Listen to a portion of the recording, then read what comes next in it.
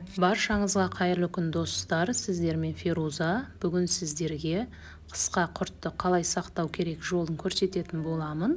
Видеоның соңына дейін көріп, менімен бірге болыңыздар. Сіздерге өзім қолданып жүрген кішігірім құпияларыммен бөлісетін боламын.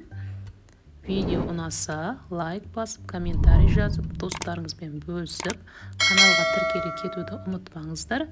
Сіздерге міндетті түрде осылай жасап көрсеңіздер болады. Мінекей құрттарымызды осылай коробкаларға салып, тұзы шыққанша жақсылап кептіріп аламыз. Міндетті түрде жақсылап кептіру керек. Болмаса құрттарымыз көгеріп кетуі мүмкін. Сондықтан да осылай жақсылап кептіріп алдым. Енді оның сыртындағы тұздарын қолымызбен осылай жақсылап үгітіп аламыз. Барынша жақсылап үгітіңіздер, сыртындағы тұздары кетуі керек. Енді осы құрттарымызды алып 2 литрлік банкыға саламыз. Шамамен мен 10 килограммдай құрт алдым. Ол кебу барысында менде 8 килограммдай шықты.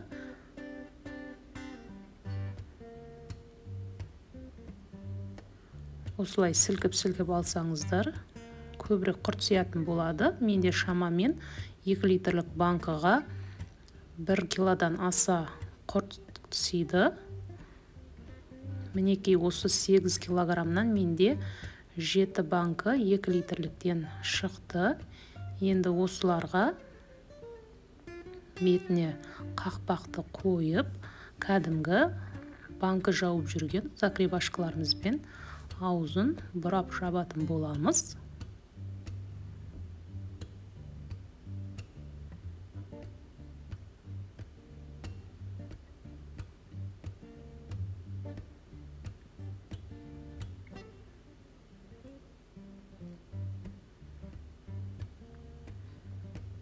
Міне көріп отырғандарыңыздай, енді осы жабылған банкыларымызды қақпағын кішкене ауа кіру үшін осылай тесіп қоямыз.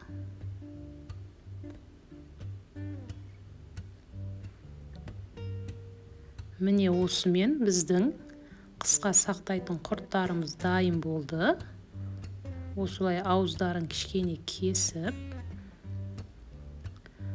қоямыз. Сол кезде бізде ауа кіріп, құртымыз 1 жылға дейін ештеңеде болмай, осы күйінде сақталып тұра беретін болады. Қыста жегенге өте керемет. Сіздер де жасап көріңіздер.